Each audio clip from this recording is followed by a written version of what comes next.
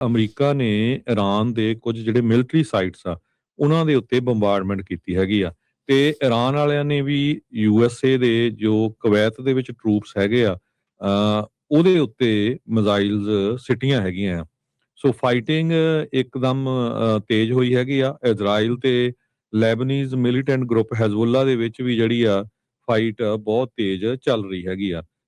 ਤੇ ਲੈਬਨਾਨ ਦੇ ਕਾਫੀ ਅੰਦਰ ਜਿਹੜੇ ਇਜ਼ਰਾਈਲ ਵਾਲੇ ਪਹੁੰਚ ਚੁੱਕੇ ਹੈਗੇ ਆ।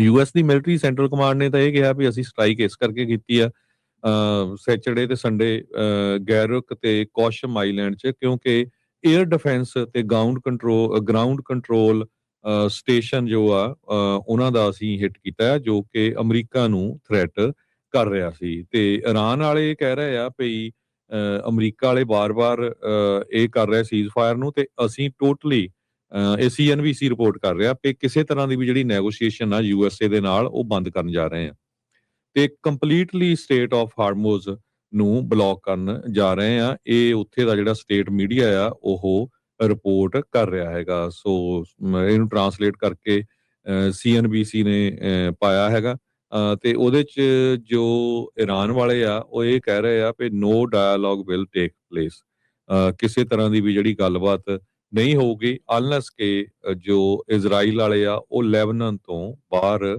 ਨਿਕਲਦੇ ਹੈਗੇ ਆ। ਤੇ ਈਰਾਨ ਵਾਲੇ ਇਹ ਕਹਿੰਦੇ ਆ ਵੀ ਬਾਰ-ਬਾਰ ਅਮਰੀਕਾ ਵਾਲੇ ਇਸ ਨੂੰ ਜਿਹੜਾ ਸੀਜ਼ ਫਾਇਰ ਨੂੰ ਇੱਕ ਤਰ੍ਹਾਂ ਦੇ ਨਾਲ ਤੋੜ ਰਹੇ ਆ ਤੇ ਇਸ ਕਰਕੇ ਹੁਣ ਸਾਡੀ ਕੋਈ ਵੀ ਜਿਹੜੀ ਨੈਗੋਸ਼ੀਏਸ਼ਨ ਆ ਉਹ ਨਹੀਂ ਹੋਊਗੀ। ਜੀ ਬਿਲਕੁਲ। ਸੋ ਉਧਰ ਜਿਹੜਾ ਹਰਜੋਤ ਸਿੰਘ ਜੀ ਈਰਾਨ ਨੇ ਧਮਕੀ ਦਿੱਤੀ ਆ ਨਦਰਨ ਇਜ਼ਰਾਈਲੀ ਰੈਜ਼ੀਡੈਂਟਸ ਨੂੰ, ਕਹਿੰਦੇ ਵੀ ਜੇ ਇਜ਼ਰਾਈਲ ਨੇ ਬੇਰੁੱਟ ਦੇ ਵਿੱਚ ਹਮਲਾ ਕੀਤਾ ਤਾਂ ਅਸੀਂ ਤੁਹਾਡੇ ਉੱਤੇ ਹਮਲਾ ਜਿਹੜਾ ਉਹ ਕਰਾਂਗੇ। ਫਰਾਂਸ ਨੇ ਇਜ਼ਰਾਈਲੀ ਅਧਿਕਾਰੀਆਂ ਨੂੰ ਯੂਰੋਸੈਟਰੀ ਡਿਫੈਂਸ ਐਗਜ਼ੀਬਿਸ਼ਨ ਦੇ ਵਿੱਚੋਂ ਬੈਨ ਉਹ ਕਰ ਦਿੱਤਾ ਹੈਗਾ। ਜਿਹੜੀ ਇਸ ਮਹੀਨੇ ਐਗਜ਼ੀਬਿਸ਼ਨ ਪੈਰਿਸ ਦੇ ਵਿੱਚ ਹੋਣੀ ਸੀਗੀ, ਇਜ਼ਰਾਈਲ ਦੇ ਡਿਫੈਂਸ ਮਿਨਿਸਟਰੀ ਨੇ ਇਸ ਦੇ ਬਾਰੇ ਜਿਹੜੀ ਉਹ ਜਾਣਕਾਰੀ ਜਿਹੜੀ ਉਹ ਦਿੱਤੀ ਹੈਗੀ ਆ। ਸੋ ਜਿਹੜੇ ਗਲਿਫਬਾਗ ਹੈਗੇ ਨੇ, ਮੁਹੰਮਦ ਬਗੇਰ ਗਲਿਫਬਾਗ ਈਰਾਨ ਦੇ ਪਾਰਲੀਮੈਂਟ ਦੇ ਸਪੀਕਰ ਤੇ ਜਿਹੜੇ ਨੈਗੋਸ਼ੀਏਟਰ ਆ, ਉਹਨਾਂ ਨੇ ਇਹ ਜਿਹੜਾ ਅਕਿਊਜ਼ ਕੀਤਾ US ਨੂੰ, ਦੋਸ਼ ਲਾਇਆ ਵੀ ਇਹ ਜਿਹੜੀ ਸੀਜ਼ ਫਾਇਰ ਆ ਜੋ ਈਰਾਨ ਦੇ ਨਾਲ ਆ ਉਸ ਨੂੰ ਇਹ ਬਰੀਚ ਕਰ ਰਹੇ ਹੈਗੇ ਆ। ਸੋ ਕੁਵੈਤ ਦਾ ਤੁਸੀਂ ਜਿਹੜਾ ਹਰਜੋਤ ਸਿੰਘ ਜੀ ਆਲਰੇਡੀ ਦੱਸ ਹੀ ਦਿੱਤਾ ਹੈ ਵੀ ਕੀ ਸਿਚੁਏਸ਼ਨ ਜਿਹੜੀ ਉਹ ਬਣੀ ਆ। ਉਧਰ ਰੋਇਟਰਸ ਇਹ ਰਿਪੋਰਟ ਕਰ ਰਿਹਾ ਹੈ ਵੀ ਈਰਾਨ ਦੇ ਦੁਆਰਾ ਜਿਹੜੇ ਮੈਸੇਜ ਐਕਸਚੇਂਜ ਕੀਤੇ ਜਾ ਰਹੇ ਸੀ US ਦੇ ਨਾਲ, ਉਹਨਾਂ ਨੇ ਰੋਕ ਦਿੱਤਾ ਆ ਤੇ ਹਾਰਮੁਜ਼ ਨੂੰ ਬਲੌਕ ਕਰਨਗੇ। ਇਹ ਜਿਹੜੀ ਇੱਕ ਤੈਸਨੀਮ ਨਿਊਜ਼ ਏਜੰਸੀ ਆ ਉਸ ਨੇ ਜਾਣਕਾਰੀ ਦਿੱਤੀ ਹੈ। ਈਰਾਨ ਦੀ ਜਿਹੜੀ ਨਿਊਜ਼ ਏਜੰਸੀ ਹੈਗੀ ਆ।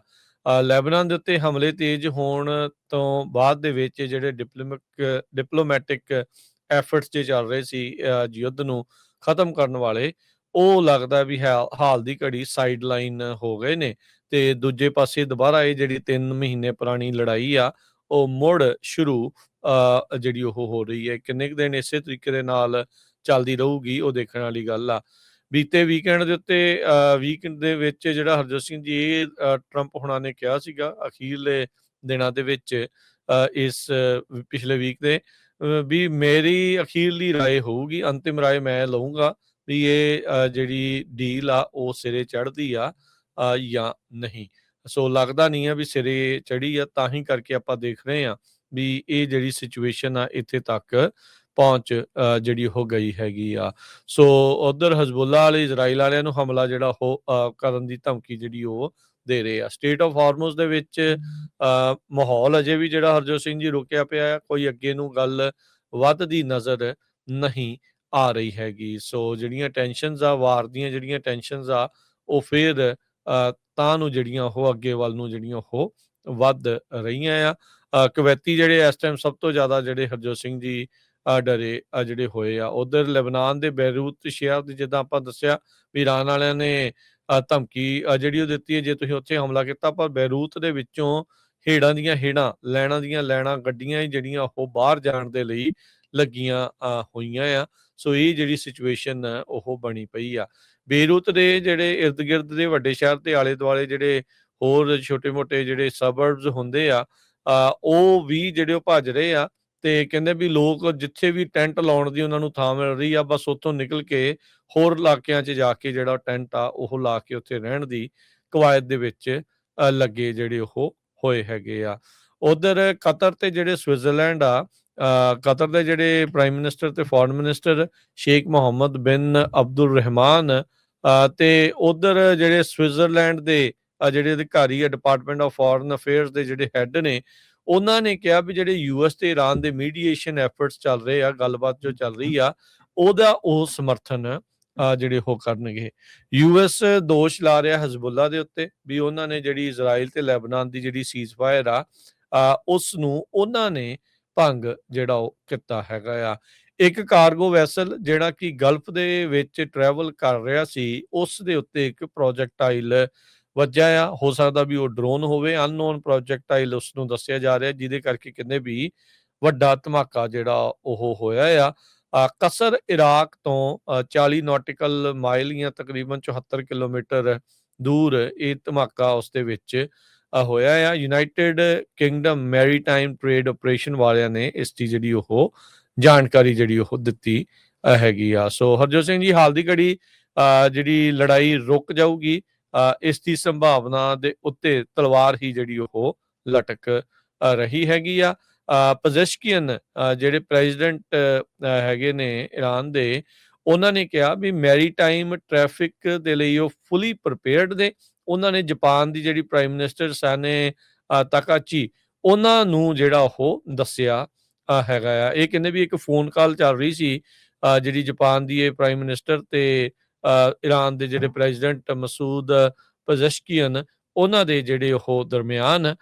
ਸੋ ਇਹ ਹੁਣ ਦੇਖੋ ਵੀ ਅੱਗੇ ਕਿਸ ਤਰੀਕੇ ਦੇ ਨਾਲ ਬਣਦਾ ਆ। ਉਧਰ ਇਜ਼ਰਾਈਲ ਵਾਲੇ ਕਹਿ ਰਹੇ ਆ ਵੀ ਲਬਨਾਨ ਦੇ ਵੱਲੋਂ 3 ਜਿਹੜੇ ਪ੍ਰੋਜੈਕਟਾਈਲ, ਕੁਝ ਮਿਜ਼ਾਈਲਸ ਜਾਂ ਰਾਕਟ ਲਾਂਚਰ ਜਿਹੜੇ ਇੱਧਰ ਨੂੰ ਆ ਰਹੇ ਸੀਗੇ, ਉਹਨਾਂ ਨੂੰ ਉਹਨਾਂ ਨੇ ਰਸਤੇ ਦੇ ਵਿੱਚ ਇੰਟਰਸੈਪਟ ਕਰ ਲਿਆ ਹੈਗਾ ਆ।